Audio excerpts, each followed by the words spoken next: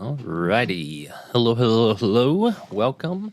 This is a video for the Book of Judges. If you are following along live, which I don't think is many people, but for those of you that were live, you might be wondering why there hasn't been a video or a podcast uploaded recently. I don't want to dwell on that too much. Let's just say that I was overworked and burnt out.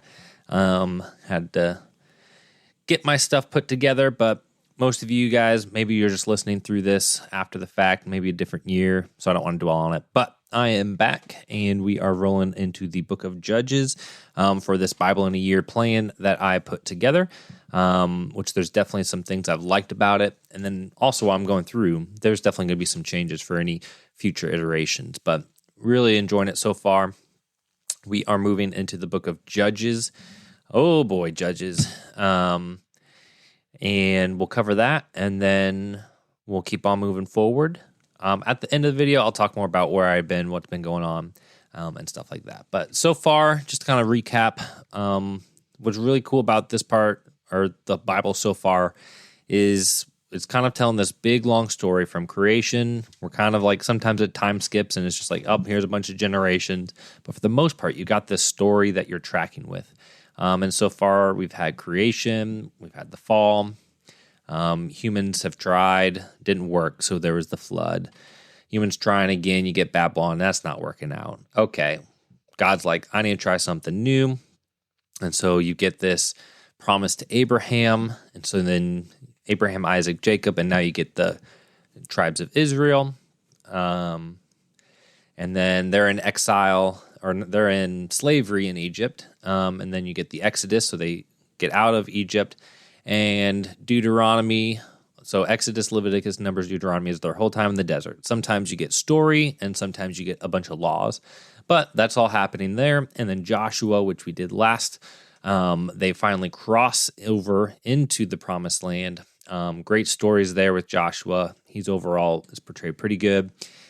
Joshua kind of ends with this little, during his lifetime, everything was going great. People followed, which kind of clues you in that once we flip the page over to Judges, it's going to pick the story right up from where we left off. Things go downhill from there. And that's kind of how Judges is organized. At the time, there wasn't a king. There wasn't really a distinct leader. Each of the tribes kind of did their own thing, but there would be what are called judges, and the judges would, in a sense, do what our word judge means. Like, hey, you've got problems, come here, come talk to me, and I'll sort that out. You kind of get that with, I think her name was Deborah, who sits under the tree. So she would be under this tree, and people would come to her with their problems. But the term judges for that time, they would also be like the people who would lead the armies. So now you're thinking more like a Samson type figure. You don't really have a story where Samson's sitting there and settling disputes. You do have stories where he's out freeing them from the Philistines. So the word judges there doesn't match exactly how we use the term, although there's some overlap. And the Book of Judges, it actually picks up. It carries over a lot. There's actually overlapping stories because I think it's actually Joshua's son or son-in-law, I want to say, was one of the first judges. He doesn't get a whole long bit, but he's one of the first judges. And so there's this overlap, and I'm pretty sure they steal a lot of the same text from Joshua to Judges. What you'll have to actually notice a lot of is when one book of the Bible ends and another picks up, there's often some overlapping stories. I've been noticing that a lot through this read. And if you're a big fan of Bible Project, they would say, and I think correctly, that that's kind of like, because these used to be scrolls, separate scrolls. So that's kind of a way that they could indicate, hey, this book of the Bible goes next to this book. They'd say scrolls, but they'd overlap the ending and the beginning of the next one. So that way you kind of see, like, you kind of overlap them and they just continue. So I think that's pretty cool and can kind of pick up on that. You start off with some pretty decent judges. One of the big first main named ones is going to be Gideon. I think most people are familiar with Gideon. And he starts off pretty good. You know, he's questionable, not so sure. He puts God to the test. God's not ever angry about that, but there's definitely some highlights for Gideon. it kind of ends on a sour note where it's like, oh, then he had like a bunch of weird stuff happen after the fact. So you kind of go, oh, well, that wasn't good. And then that's kind of like the story for each one is like, oh, great. I don't know. And each one just gets a little bit worse. And let me flip to it in my Bible. Judges. I think it's the very last verse. Here we go. Yep, so Judges 21, verse 25. In those days, there was no king in Israel. Everyone did what seemed right to him. And I think that kind of sums it up. Everyone does what's right to him or herself. And it's just like, oh, this is just a train wreck waiting to happen. We won't get to this book for a while because if you recall from how I've organized my Bible reading, we're not following how it's organized in your Bible most likely. But Ruth, the book of Ruth, takes place during this time. So there's a little callback when you're reading Ruth. It kind of calls back to this time period, which is really cool. So other things from Judges. What are we supposed to get from Judges? Well, I think that in terms of the story, we're still looking for, okay, God has selected a people group that's supposed to be this, like a priest to the nations. And as the people group without leadership, like they're all supposed to be following God's rule, and it's just not happening. So again, you kind of get this big question mark of like, okay, this isn't working out. The selecting the whole people group as God's representative isn't working out. So as you end the book of Judges, it's just like, okay, this isn't going to get us to the answer of what we need.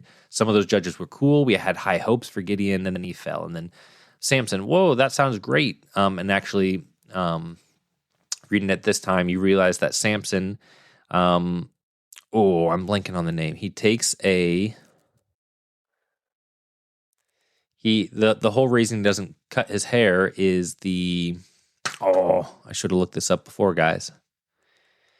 He's taken a vow, and it has a name where you essentially are like acting like a high priest. Ooh, put it in the comments, guys. I know you're smart and you know what I'm talking about. It'll come to me. But time and time again, he keeps breaking the conditions of the vow. He's always touching these dead animals, lots of violence, sexual promiscuity, and all that stuff. He's constantly breaking it. And then it culminates in him cutting his hair, which you're not supposed to do. And then he loses all of his strength. So it doesn't look like Israel as a tribe is going to work. And so as we finish that off, and you start off in the book of Samuel being one of the last few judges. After him, actually, it says that his sons were judges, though people didn't really like them. So those are kind of the last of the judges.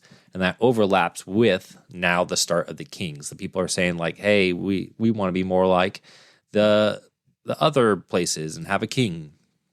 And so we'll get into that, but now you're moving from the tribe as the way that's going to solve the problem of humanity to, okay, maybe we're looking for a kingly figure who's going to solve all of this. So that's kind of how you end Judges in sort of you've been reading the whole Bible, you had your hopes up, we're finally in the promised land, and it all just goes back to the same thing. You're essentially kind of getting to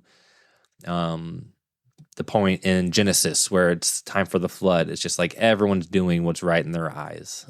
Sodom and Gomorrah, everyone's doing what's right in their own eyes. So I think you're supposed to end Judges feeling a little bit just deflated, upset, and wondering what is going on here. What's the solution?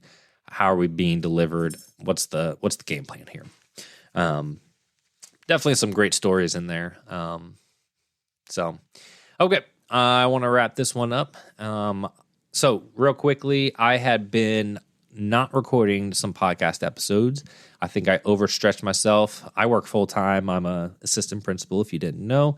And so I had really burnt myself out, plus a bit of laziness. And then I just got out of my habit for a couple of months there. I I've used the past few weeks to kind of get back into an organized manner in my own life. So that is going well, getting caught back up. And now I'm feeling in a good spot to get these episodes recorded. So that's kind of why I was out. Most of you aren't probably listening to it live, so this didn't affect you at all. But just so that you guys know, things aren't always perfect. I put together this Bible study plan and kind of fell off the track. I do think an adjustment can be made to it for the time, like that third option where you read it a second time. Sometimes I found that helpful. Sometimes that just put in a big strain. So I'm thinking that an adjustment might be made for making that third thing sort of an optional. What do you want to do to extend yourself that month? It could be reading it twice. It could be journaling about the book of the Bible. It could be a number of things. So I'm going to brainstorm, and this is version 1.0. There's for sure going to be version 2.0. But enough of that said, we're going to jump into the Samuels, 1 Samuel next week, and the 2 Samuel the following, followed by the Kings. So Samuels and Kings. I look forward to seeing you guys in the next episode.